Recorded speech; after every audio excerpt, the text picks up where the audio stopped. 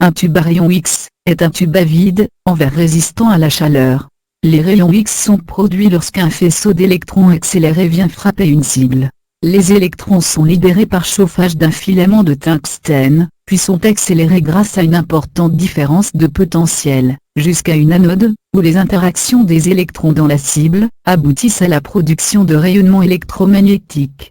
La majeure partie de l'énergie libérée est constituée de rayonnements émis sous forme de chaleur. Certains rayonnements possèdent une énergie suffisante pour être classés dans la catégorie des rayons X. L'alimentation électrique du tube est assurée par deux circuits électriques, qui sont importants à connaître, car leur réglage détermine les paramètres d'exposition de la radiographie, en termes de quantité de rayonnement X émis, et d'énergie du faisceau. Le premier circuit est le circuit filament. Il a pour fonction de porter à incandescence le filament de tungstène au niveau de la cathode du tube, et de libérer plus ou moins d'électrons. Pour ceci, le circuit filament doit posséder une grande intensité, de 3 à 5 ampères. Le deuxième circuit électrique est le circuit haute tension, qui a pour fonction d'accélérer les électrons libérés au niveau de la cathode vers l'anode du tube. Il doit donc présenter une haute tension, afin de pouvoir accélérer les électrons. Le courant du circuit haute tension est un courant redressé afin que les électrons se dirigent uniquement vers l'anode, et le courant de crête obtenu avec des générateurs modernes à convertisseurs de fréquence doit être le plus constant possible. La haute tension dans le tube est modulable d'environ 40 kV à 150 kV. Au niveau du pupitre du générateur, l'indicateur des kilovolts, kV, donne la différence de potentiel aux bornes du tube. Une modification de la tension du circuit haute tension modifie l'énergie du faisceau de rayons X. L'indicateur des milliampères indique le courant électronique réel qui traverse le tube. Il dépend du chauffage du filament, donc de l'intensité du circuit filament, et détermine la quantité de rayons X émis. En finalité, la quantité de rayonnement Q est liée à la différence de potentiel aux bornes du tube, tension du tube, à l'intensité, I, du courant électronique dans le tube, charge du tube, au temps d'émission des rayonnements, T, et au numéro atomique, Z, du corps constituant la cible, K, étant une valeur de correction dépendant des unités employées.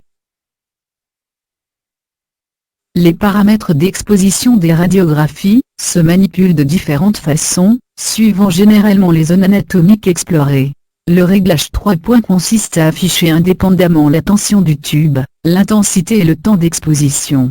Cette façon de procéder permet en particulier de déterminer précisément le temps d'exposition. Le réglage 2 points s'effectue en affichant la tension du tube, et directement la quantité de rayonnement nécessaire, en affichant le nombre de milliampères-secondes, masse, ce qui correspond au produit de l'intensité du courant électronique par le temps d'exposition. Dans ce cas, le temps d'exposition et l'intensité du courant électronique dans le tube sont déterminés par le générateur en fonction des charges permises par le tube. Les réglages 2 points et 3 points sont généralement utilisés dans le cas de radiographie des extrémités, lorsque les risques d'erreur dans le choix des paramètres est limité, et lorsque l'exposition se réalise en mode direct, sans utilisation du système de Potter-Bucky. L'utilisation d'exposeurs automatiques permet d'ajuster l'exposition à un niveau correct. Il s'agit de chambres d'ionisation, qui mesurent la dose délivrée, et coupent l'exposition lorsque la dose prédéfinie pour obtenir une qualité d'image satisfaisante est atteinte. Dans ce cas, seul l'affichage de la tension du tube est nécessaire, ainsi que le choix des plages de mesure des exposeurs automatiques. Ceux-ci sont situés immédiatement au-dessus de la grille antidiffusante. Dans le système de Potter-Bucky, ils sont largement utilisés en radiographie, afin d'éviter les erreurs d'exposition, liées à un choix inapproprié de l'intensité du faisceau de rayons X. Deux interactions principales ont lieu, lorsque les électrons accélérés interagissent avec le matériau constitutif de l'anode. Celles-ci sont responsables de la répartition des énergies dans le faisceau de rayons X.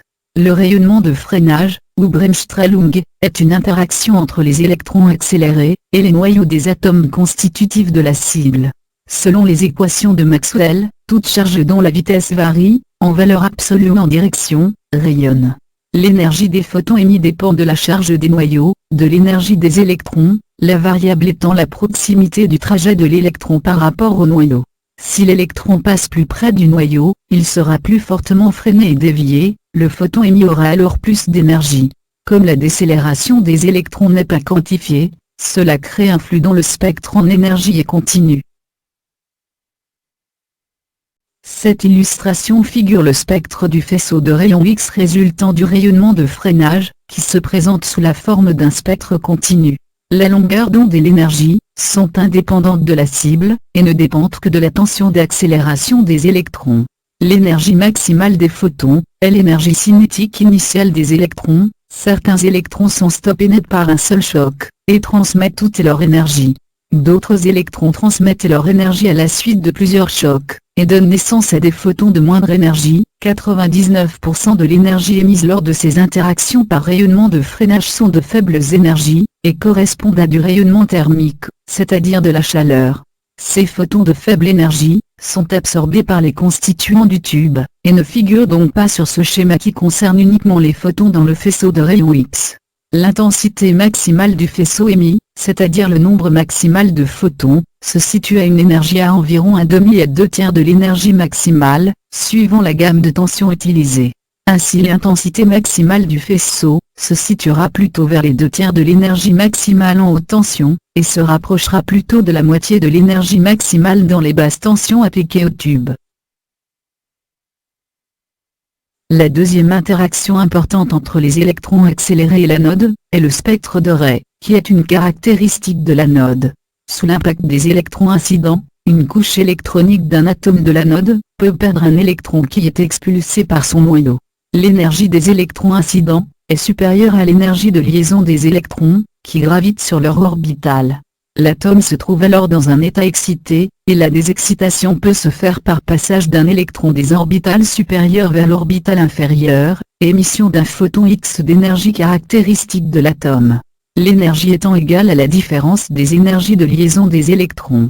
Cette radiation est appelée radiation caractéristique. On peut préciser davantage la description en tenant compte de la structure fine du nuage électronique. 4 nombres quantiques définissent l'état d'un électron dans un atome.